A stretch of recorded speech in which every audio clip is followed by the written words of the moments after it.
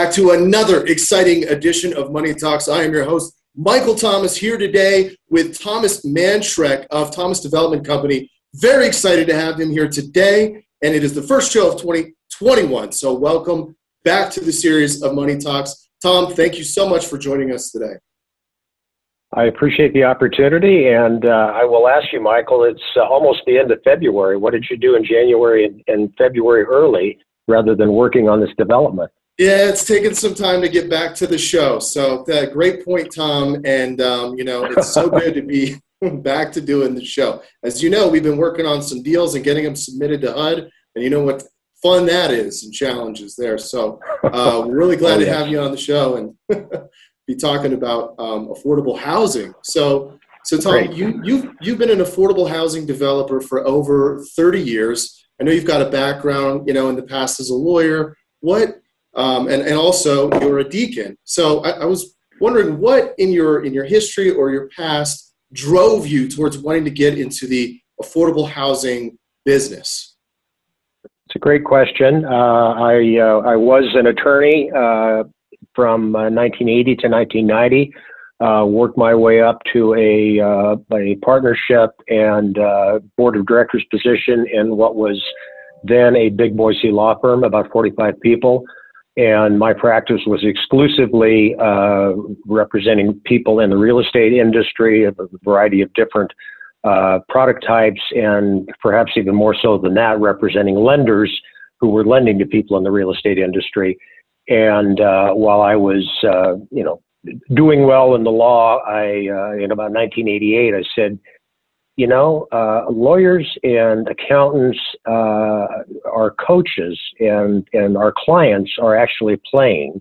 And I said, I think I'd like to be a player rather than a coach. So looked around at a couple of different things to do, had always been interested in real estate, bought my first rental house in 1980, I think, something like that.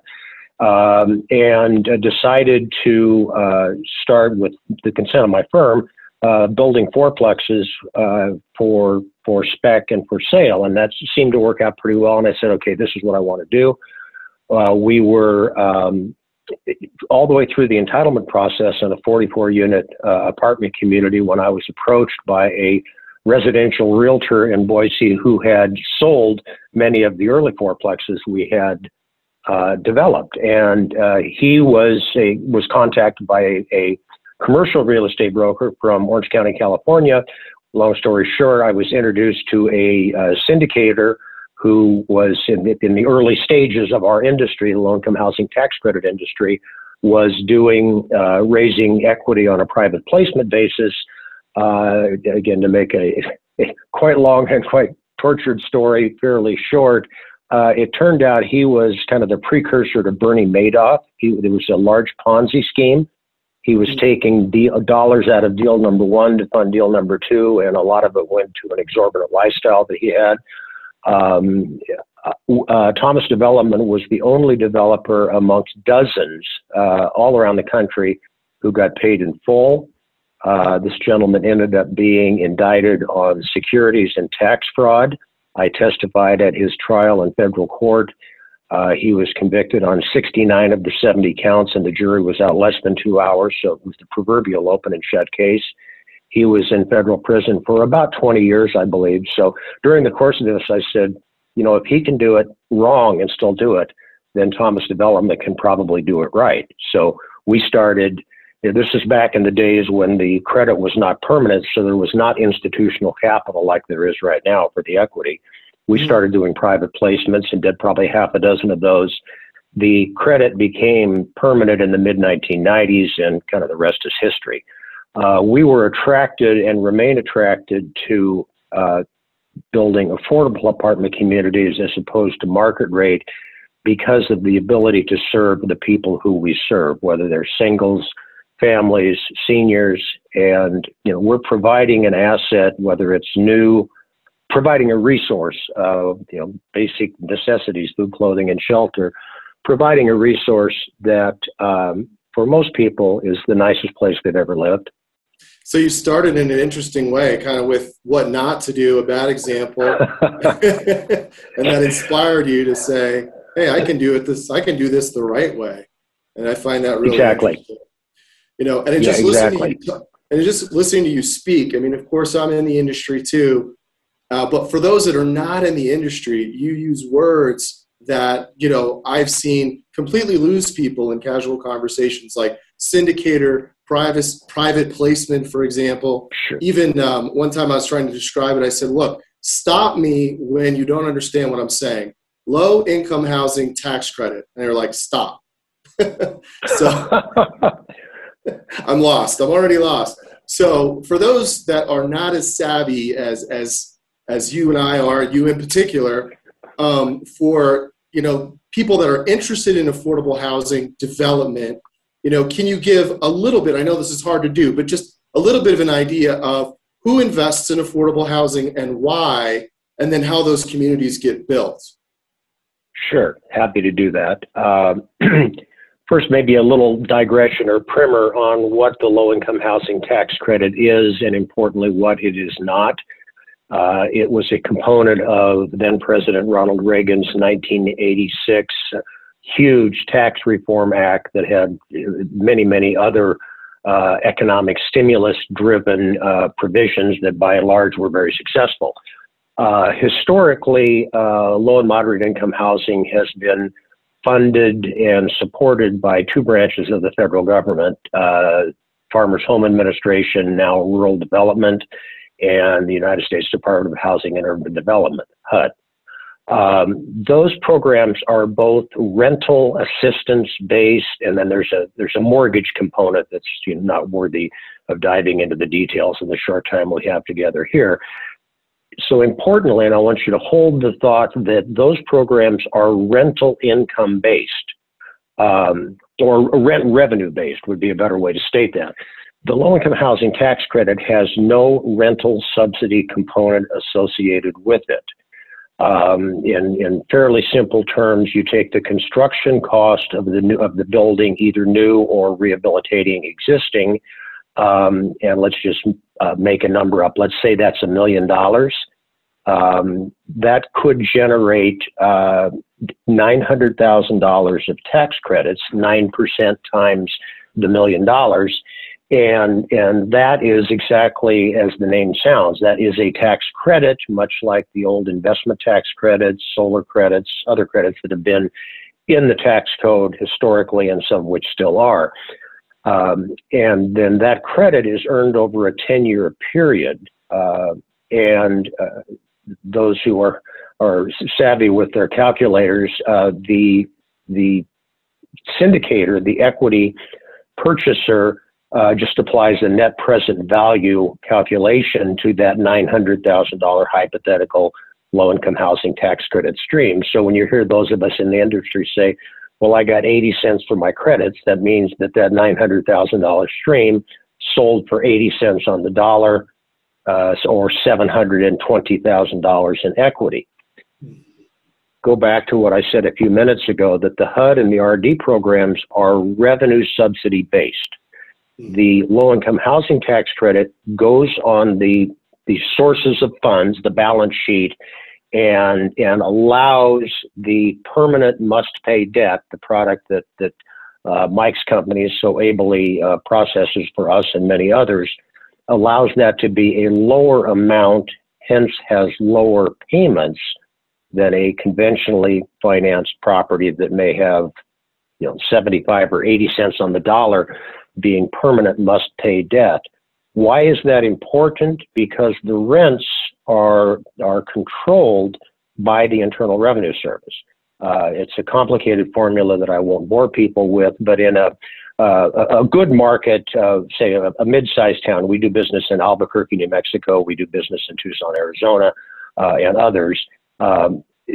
Market rate rents in Albuquerque would probably be $200 to $300 higher than our highest low-income housing tax credit rents. What does that mean? That means that using a conventional underwriting criteria that your rent should be no more than 30% of your gross income, somewhat similar to those of you who are in the single-family industry, which I am not, but I generally understand that if you're applying for a home loan or refinancing, that the payment should be no more than 30 or maybe 35% of your income. And you can quickly see that the affordability of what is either a brand new, energy efficient, completely ADA, federal fair housing accessible property, or one that we have rehabilitated, are substantially less than the market rate product that may be literally right across the street. Right. So there is no rental subsidy available by virtue of the low-income housing tax credit. So we compete, low-income housing tax credit developers compete for residents in the marketplace, which is one of the reasons our properties look identical to market rate properties. If I may, I'll give you a 30-second anecdote. Probably 20 years ago, we built a 192 unit family community in what is the bedroom community of Sun Valley, Idaho. Very nice property, community building, basketball courts, all of the amenities that you would expect to see in a town like that. And I happened to be up at the site one day, and a gentleman pulled in. He seemed old at the time. He was probably young, but he seemed old at the time. And as I recall, a fairly new Cadillac came into the leasing office and said, "I would like to lease here." And the leasing agent very, very politely said, "Well, sir, this is an affordable apartment community. How many people are in your family?" And going through the drill. And I think the answer was, "Well, if you make more than, say, $35,000 a year, you can't rent here." And he said, "I make $150,000 a year and I want to rent here. This is a really nice place." That's what that's what Thomas Development tells our architects, tells our contractors, tells our leasing agents. That's the best thing we can hear about what we do. You mean this really is affordable housing? Right. And right. Harken back to, we have to compete in the marketplace. The project-based rental subsidy developments really don't, and we own a number of those. So don't take anything I'm saying as being disrespectful of that product type. And the rental subsidy product really serves a lower income threshold, and in some cases no income resident that is really below the thresholds of the low-income housing tax credit program.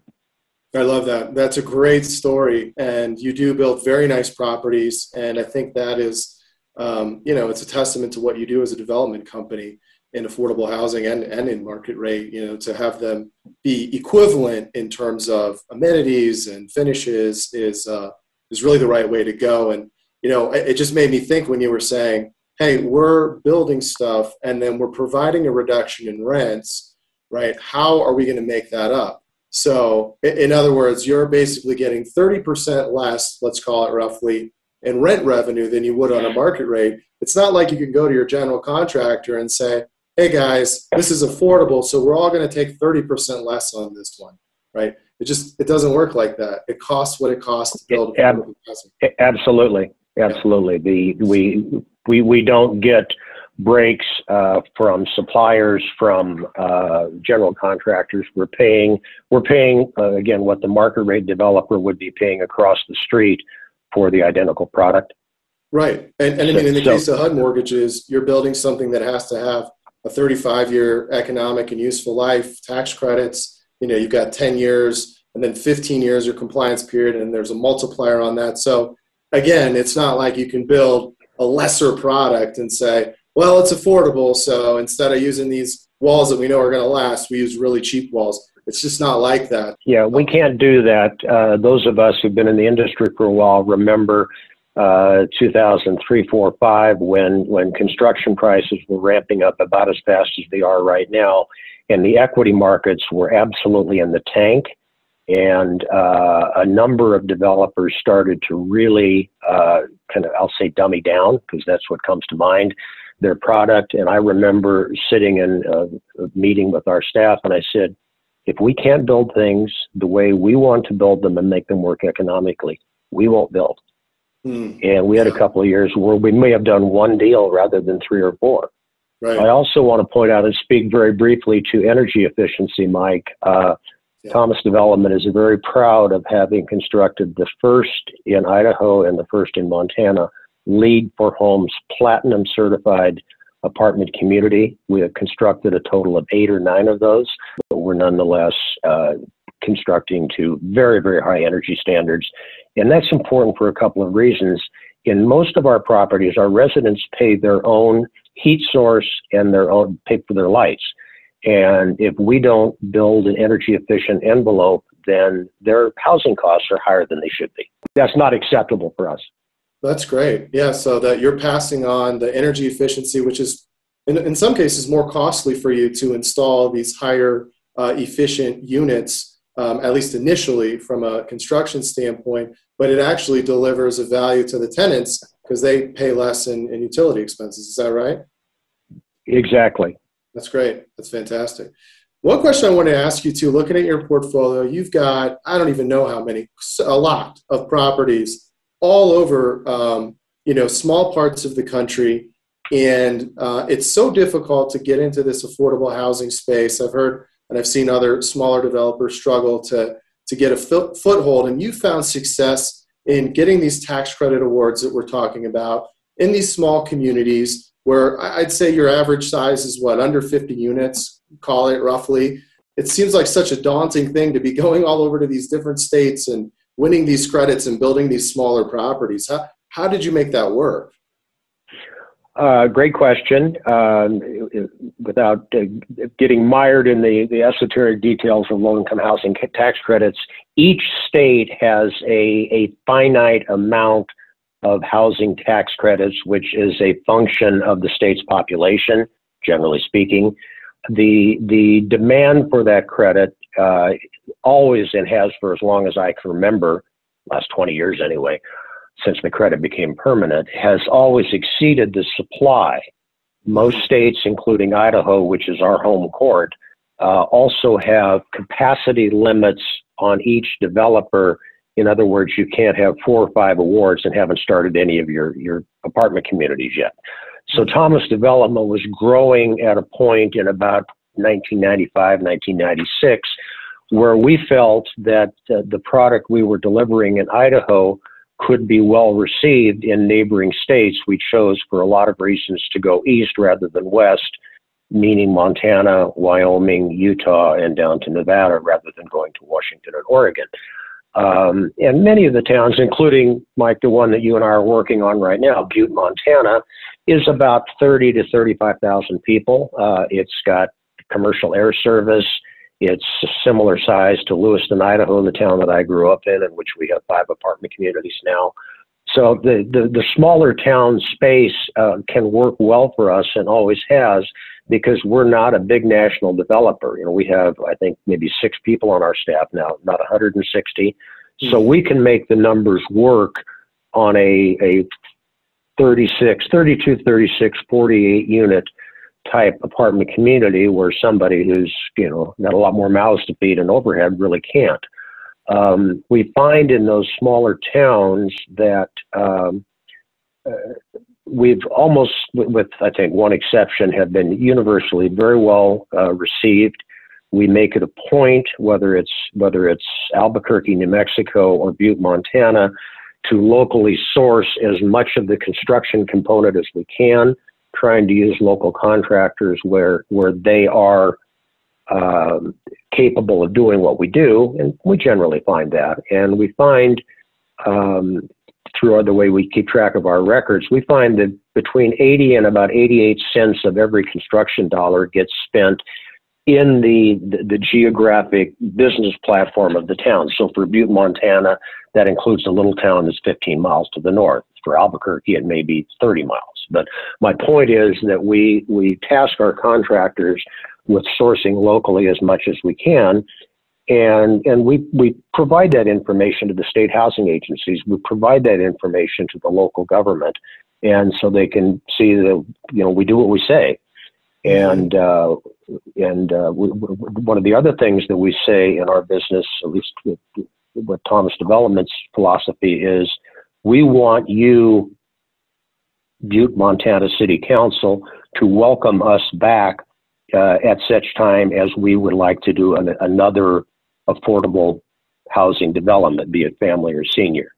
And Thankfully, we've never been turned down in that regard. That's great. This reminds me of a conversation I had on another episode of Money Talks with the state director of USDA and rural development, because you're talking about bringing jobs. When you bring developments, that's economic development. And one thing I've just noted is that in many cities, the economic development department is separated from the housing department, but really it's great when they can come together in something like you're describing, and you get the benefit of affordable housing and you get the benefit of economic development. So that's kind of a win-win for everybody in that case. That's our philosophy, Mike. We want to leave a little on the table so there's plenty for all. We've been in the business 31 years. I think we've developed somewhere between 70 and 75 affordable apartment communities, probably a third of which we still own, and it's letting everybody do well has served us well. That's great. And then speaking of that, going into your faith background as a deacon, and also just taking an observation on the affordable housing business in general, many of the early participants in some of the largest companies, for example, the guy I just hired on my team came from Mercy Housing. They all have some kind of a faith-based origin, or many of the nonprofits are related to that. So I'd like to just hear your thoughts on, is there some kind of a tie-in or synergy between these types of backgrounds that lead towards the mission-oriented work of affordable housing development? We certainly think so. Thomas Development is a for-profit housing developer. We have done business and continue to do business with other nonprofits. We found, kind of hearkening back to the question you asked me relative to how do you make things work, smaller deals in smaller towns, we have had an inconsistent and, in at least one case, not very satisfactory relationship in a small town in a neighboring state with a local nonprofit who was very mission driven on things like Meals on Wheels and important things, but really did not have any housing experience and felt that they needed to be very heavily involved in the management of the development. So it was very, very challenging. So my wife Barbara and I decided, about, time goes on, probably 8 or 9 years ago, that facilitating the formation of a nonprofit that had some connection, albeit a separate company, from Thomas Development would be a good thing to do. And so we formed a company called Northwest Integrity Housing Co. Has a completely independent board, 501c3 tax exempt status, et cetera, et cetera. And NIHC's mission is very simple. It is to provide housing, best-in-class housing. It's very similar to TDC's mission. Best-in-class housing to low and moderate income families and seniors who otherwise couldn't afford the quality of the housing that we produce. Mm-hmm. And tying into, in the state of Arizona, for example, we do business with Catholic Charities Community Services, which is the social service arm of the Diocese of Phoenix, which is the function, for those of you who aren't Catholic, that's the functional geographic organization of the Catholic Church around the country. So we do partner with other Catholic nonprofit organizations. Yeah. I just noticed that as a background, and and I don't know if it's because they're in faith-based organizations, there's a mission orientation towards helping the needy. That dates way back, to the origins of Christianity, or if it's other things. But I do see that a lot, and it's it's certainly not an easy business to be in. People could find easier ways to make a living, but it's so needed, and it's so great to have participants like you that really care, that really do the right thing. The last thing I just wanted to ask and try and help out some viewers that might be maybe younger or looking for a career change and wanted to kind of get into affordable housing. NDC is a place, the National Development Corporation, where I took some training courses that I found helpful. Are there any other resources or suggestions you would have for someone that wanted to learn more or participate in the affordable housing industry? Sure. Each state housing agency, at least for the states in which we do business, generally has an online library of things that are affordable housing in general, and then state-specific nuances. Novogradac Company, which, for those not familiar with the name, is a national certified public accountant group based in San Francisco that focuses almost exclusively on affordable housing. They have a very robust, now exclusively online training and seminar program. Those are both very good resources. There are others as well, but I would say, look to your state, and Novogradac is a good place to start. Interestingly enough, and given how long I've been doing this, it's not a surprise that I get a call sometimes very frequently, sometimes once every 6 months, from developers who are interested in affordable housing. They may be market rate apartment developers, they may be shopping center developers, and are looking to broaden their product mix.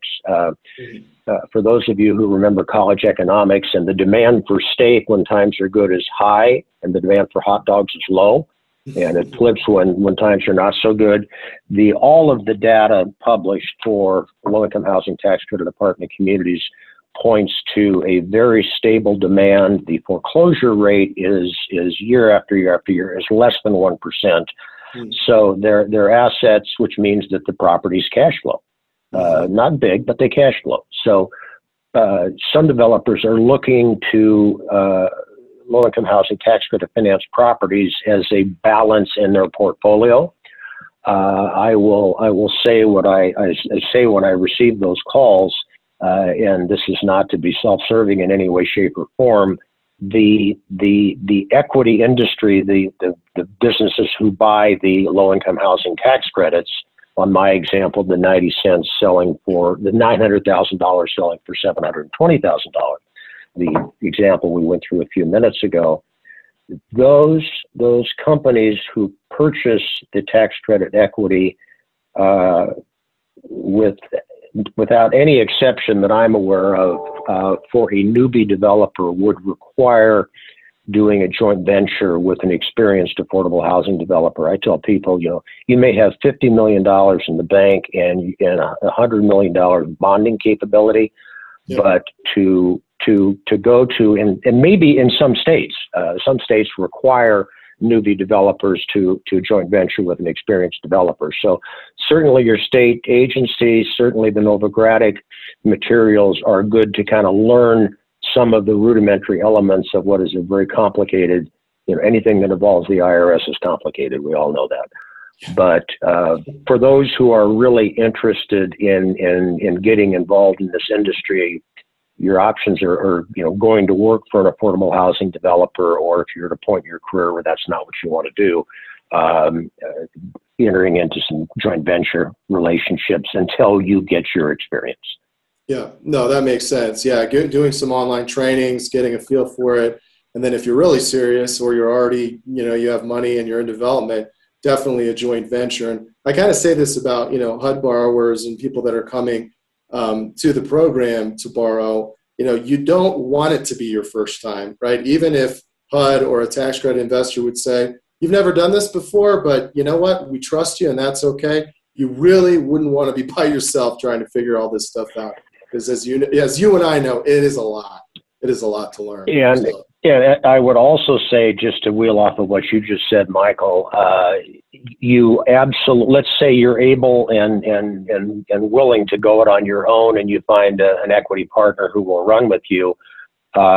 You absolutely positively need to find a CPA and an attorney who have deep and broad affordable housing experience. You may have the best CPA and the best construction law attorney on board, and you've used them faithfully for 30 years. You absolutely positively should lash up with a CPA and an attorney who have deep affordable housing experience. Yeah, that's great. Yeah, and the last thing I just want to say, and this is more of a comment than a question, because I don't know if there is an answer to this today, but a lot of the participants in the equity side historically have been bigger companies that are looking for tax reductions. It'd be neat and cool to find ways for just small investors, your average like little retail investor that says, hey, I want to do some impact stuff. If there was a way to put some of that money together and put it in affordable housing. I don't know if you've heard of anything like that, but it's just an idea I think would be neat. Well, hearkening back to what I said early on in this presentation, before the low-income housing tax credit was made permanent, which was 1996, 7, something like that, and I won't bore the listeners, viewers, with the details on what happened between 86 and 96. But we, after our experience that we lived through with the syndicator from Southern California, we did probably a half a dozen friends, we call them friends and neighbors deals. Oh, wow. Yeah, and they're from a developer standpoint, and this I'm sure will resonate with anybody watching. Let's say your deal needs $4 million in equity, and you can go to Citibank, just by way of example, and if you agree on their terms and they agree on your terms, you have one investor who writes a check for $4 million. If you have friends and neighbors who would like to invest even $400,000 each, which would be a big investment, you as the developer have to gather up 10 people who would like to invest $400,000. I hear exactly what you're saying, yeah, Michael, and it would be nice if some of the folks that are putting either opportunity zone money together or new market tax credit money together would put together a low-income housing tax credit fund with specific direction on social responsibility and let people, friends and neighbors invest. Right. Easy to say that, and boy, it would be so complicated to do that and put that together in an industry that's already complicated. But in my opinion, it'd be worth it because the people that invest in this industry, they actually are investing in true social impact. You can go drive by the property. Exactly. See so. Well, every time you do one of these or do a presentation, which I know both you and I do, you more so than I, but nonetheless I've done a lot. You always take something away from the dialogue, and I like this conversation you and I are having right now. It very much speaks to the roots and the growth of Thomas Development Co. And again, without boring people, there are a couple of mechanisms out there that I think could have some transferable logic from the product that they are now crowdfunding to that which you and I are talking about. Well, I certainly learned a lot about affordable housing from the developer perspective with Thomas Mannschreck of Thomas Development. Great episode. Thank you all for tuning in to another exciting edition of Money Talks. I am your host, Michael Thomas, signing off.